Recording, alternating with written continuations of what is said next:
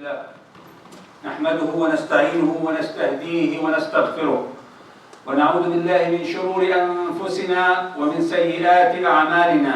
من يهده الله فهو المهتد ومن يضلل فلن تجد له وليا مرشدا. والصلاة والسلام على أشرف المرسلين سيد الخلق والأنبياء أجمعين سيدنا محمد صلوات الله عليه وعلى آله وصحبه ومن اتبعهم بإحسان إلى يوم الدين. اللهم اجعلنا منهم واجمعنا بهم يا أرحم الراحمين آمين. Today's topic is a very, very important topic, and I couldn't find a better title than the hadith of Rasulullah sallallahu alaihi wasallam. That is a part of the hadith.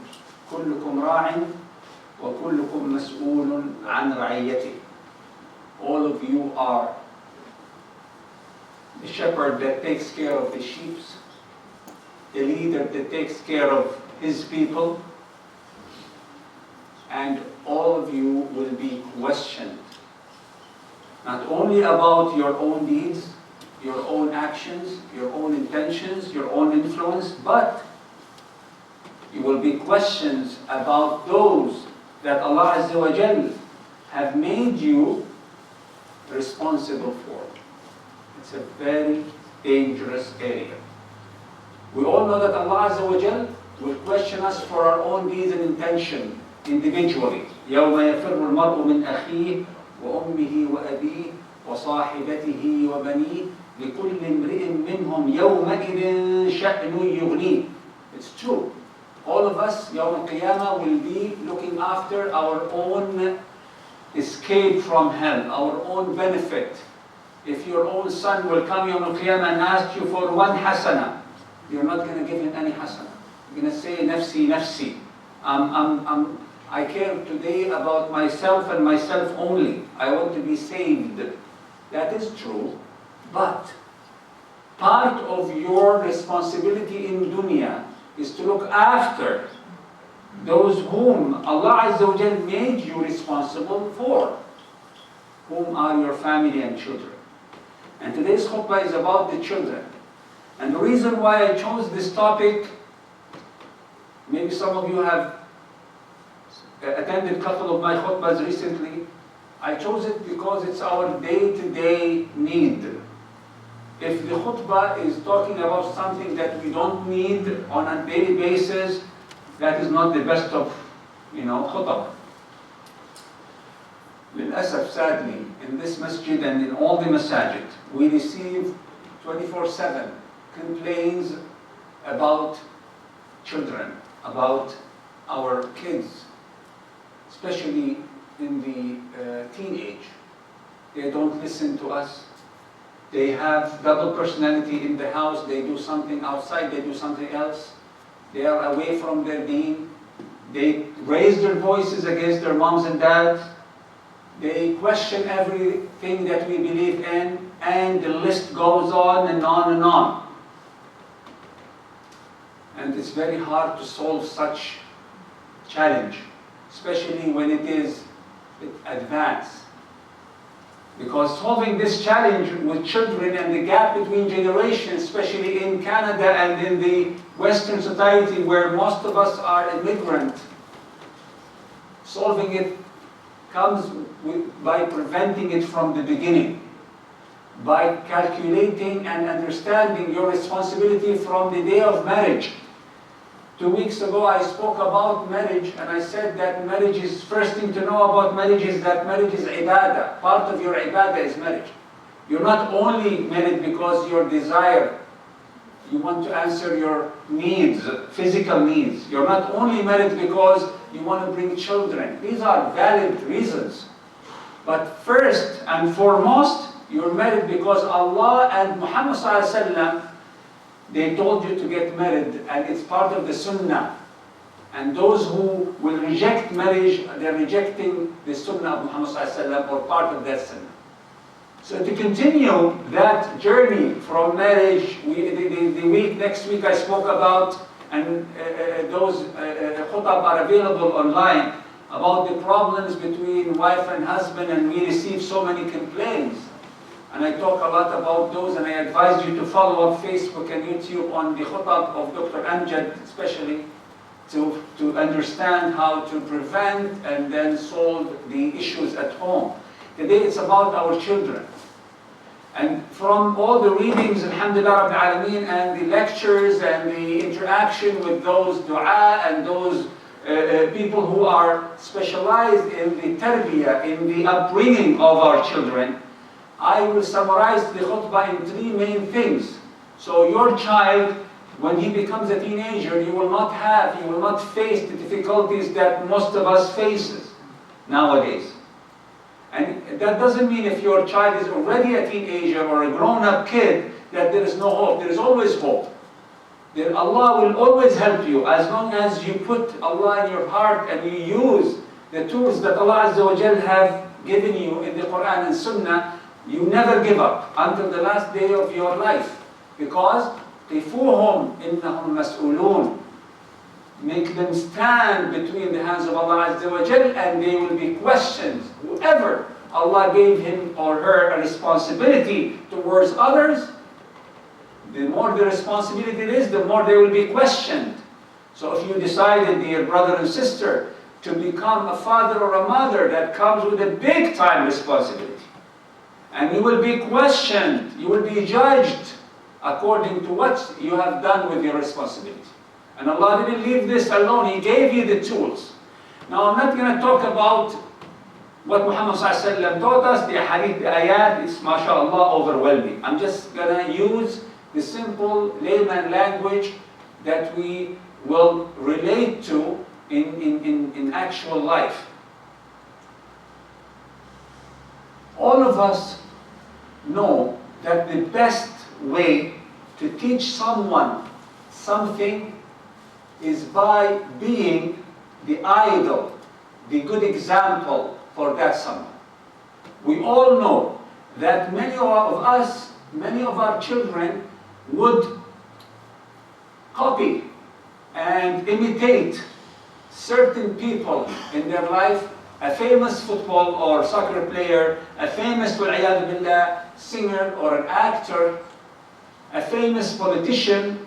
You will just follow that person blindly because you love him, and for you, this person or that personality is what you're looking up to.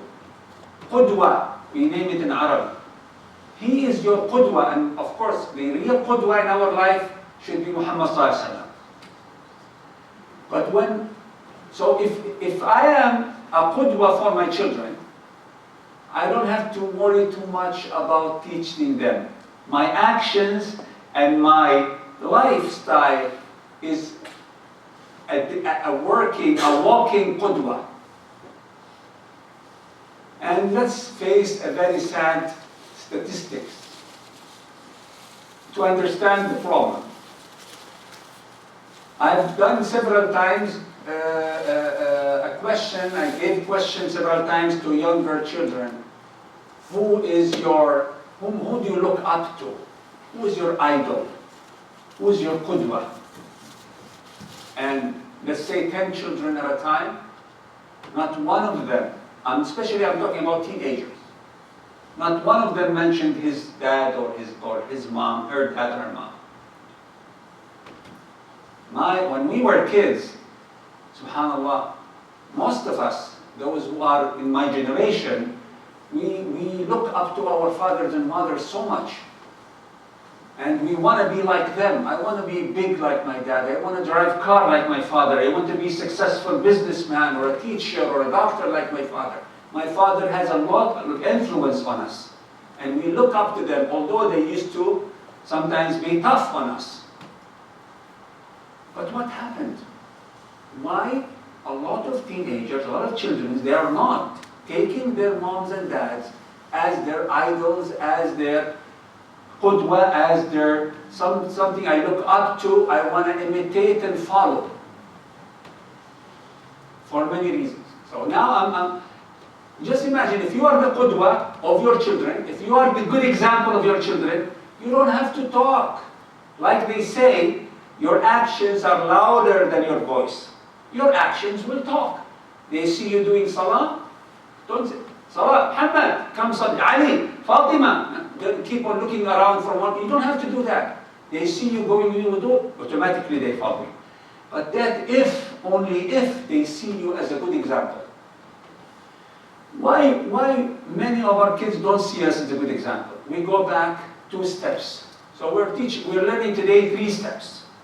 To be able to influence our younger generation, our real asset in life. So Yawm al-Qiyamah, when Allah Azza wa Jalla asks us about the responsibility He gave us, we will answer inshallah with the best of answers. To be able to become a qudwa, first you have to gain trust. They need to trust you with their life. Our children need to come to us whenever they need, and they need to find our arms open, doors open, hearts open, minds open. So when you become the reference of your child, when the mother becomes the reference for her children, not his or her friends, not Mr. X or Y TV star, or a question they ask for random people and you don't know what advices they will get, you become their reference. That means there is a trust. So how can we build this trust? We go 1 step down. You build the trust with one way and one way only. And this is, pay attention to this point. And then we will go back to those 2 steps. So the qudwa, the good example, that comes because there is a trust in you. The trust, there is something that brings the trust. It is spending good time with our children. How many, wallahi, I spoke to so many kids. What's the job of your father? Most of them, they don't know. Most of them, they don't know the details. Especially nowadays, we all know that maybe you're a doctor, but you're driving a taxi. Maybe you're a dentist who works in marketing. Maybe you're a teacher, but you do IT. SubhanAllah, it's part of the challenge when we come to here. So, but they still don't know. They know little about what the father does.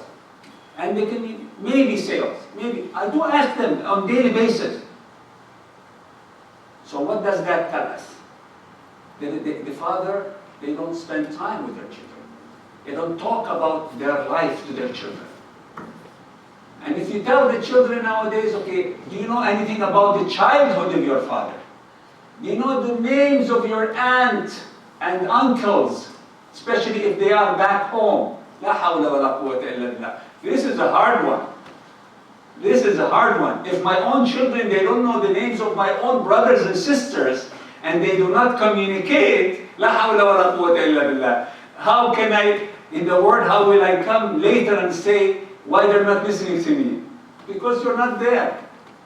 You're not part of their life.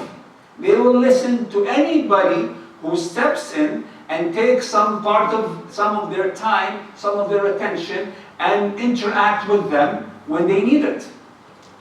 So this is the foundation. Of course, the foundation of marrying the right way, fi sabilillah, bringing to them, the wife should look for a good husband, the husband should look for a righteous wife. This is all basics we know about. But I'm talking about children are already there. Now the fathers will tell me, we don't have time for our own selves. I work 10 hours a day, 8 hours plus commuting, plus coming up, and I come there sleeping. Well, you know what? You're still going to be asking questions for them. You're still going to be responsible for them. If you give up on yourself spending good time with your kids, you don't come later on and say why they don't respect me, why they don't listen to me, why I am not a good example in their life or a qudwa. They have to know you. You have to know them. How many of us, especially the elder ones, know the names and the character of the friends of our children, especially the teenagers? whom will be a major influence, as we all know, on the kids and on their hobbies and on their thoughts? Very few. Wallahi, very few. Very, very, very, very few of us know. Some of us, and I tell you, these are all true stories. I'm on the minbar here. I cannot make up stuff. Some of us don't know what the real age or grade of his kids, especially those who have, mashallah, 5 or 6 kids. Maybe grade 2, maybe 3, I'm not sure. Maybe Fatima is older, maybe la hawla wa quwwata. What's going on? قفوهم إنهم مسؤولون. كلكم راع وكلكم مسؤول عن رعيته. You are responsible for those whom Allah Azza wa Jal has made you responsible for. You will be questioned. You might do the best of hasanat and deeds in your own worship, in your own ibadah. But if you mess around with those whom you are responsible for, they will come Yawm al-Qiyamah and hold you from your neck and say, Oh Allah, khudh li haqqi minhu.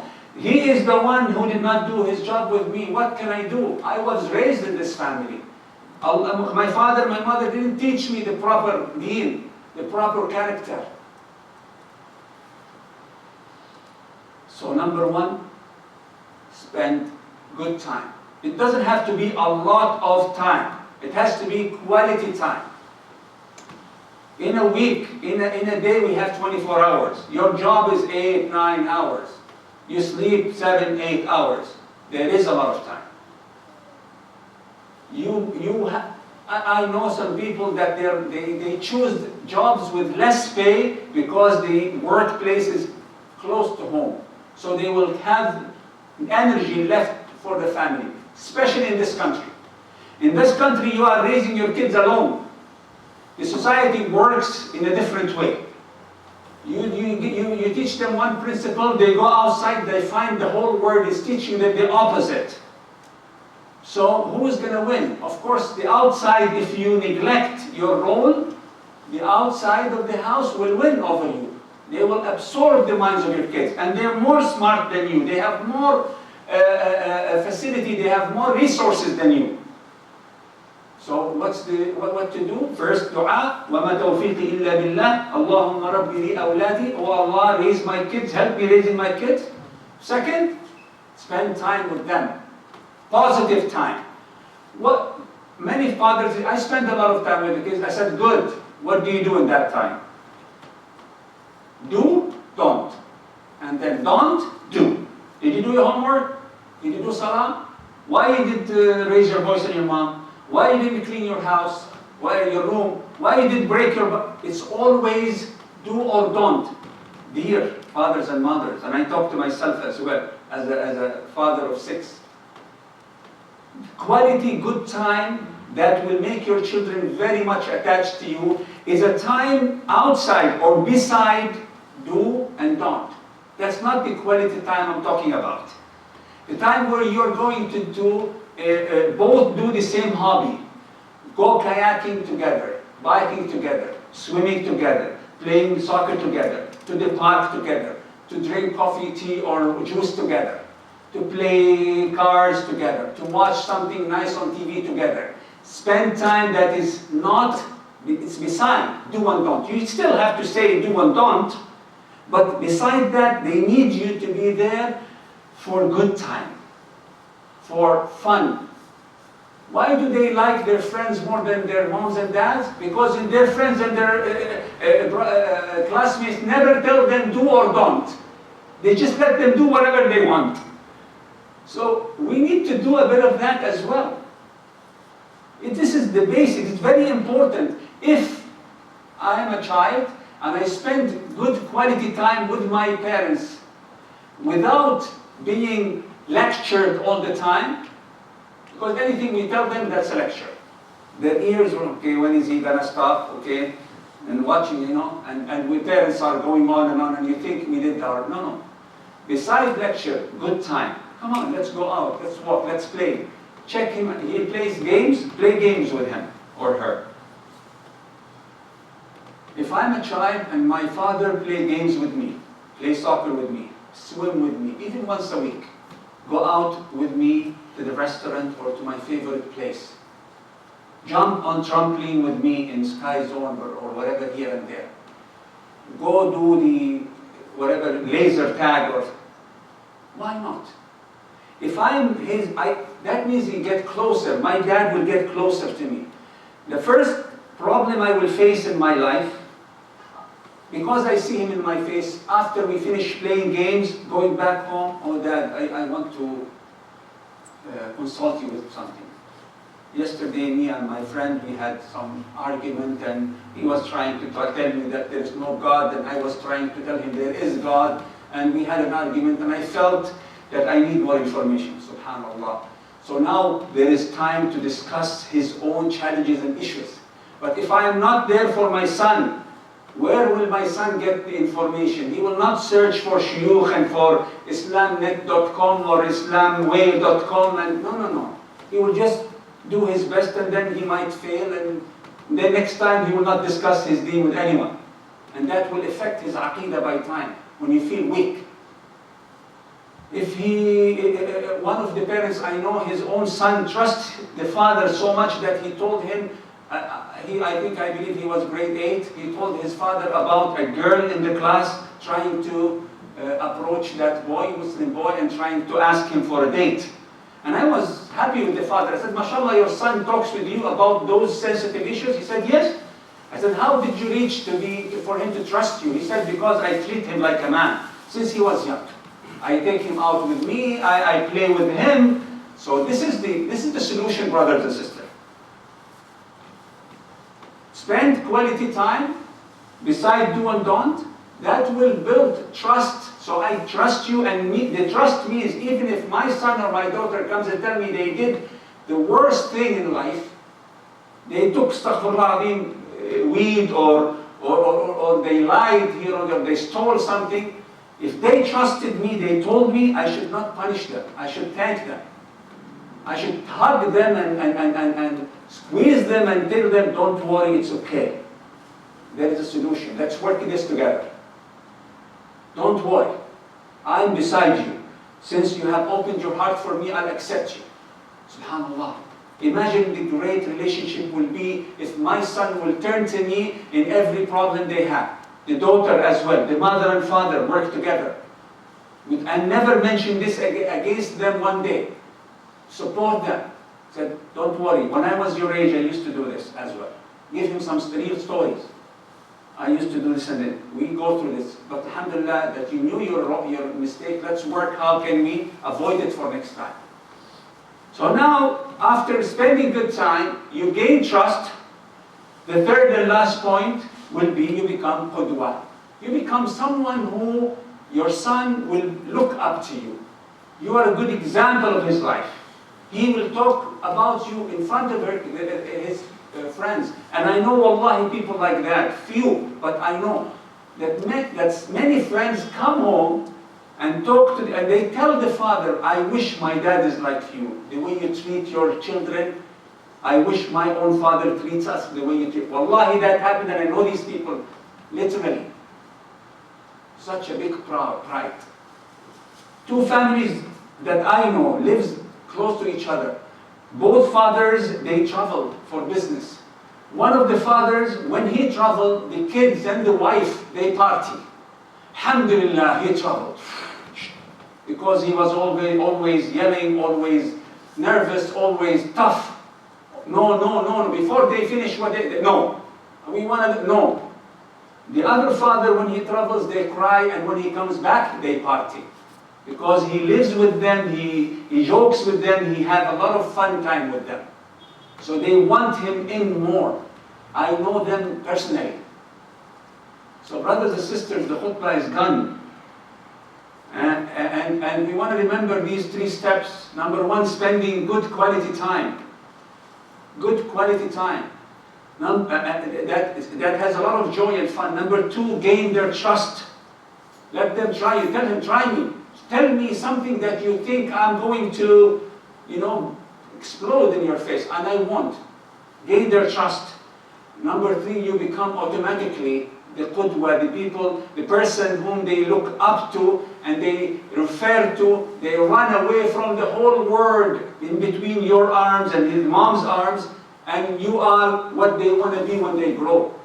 These three steps will solve, inshallah, most of the problems we face with our younger generation. أقول قولي هذا وأستغفر الله لي ولكم فيا فوز المستغفرين.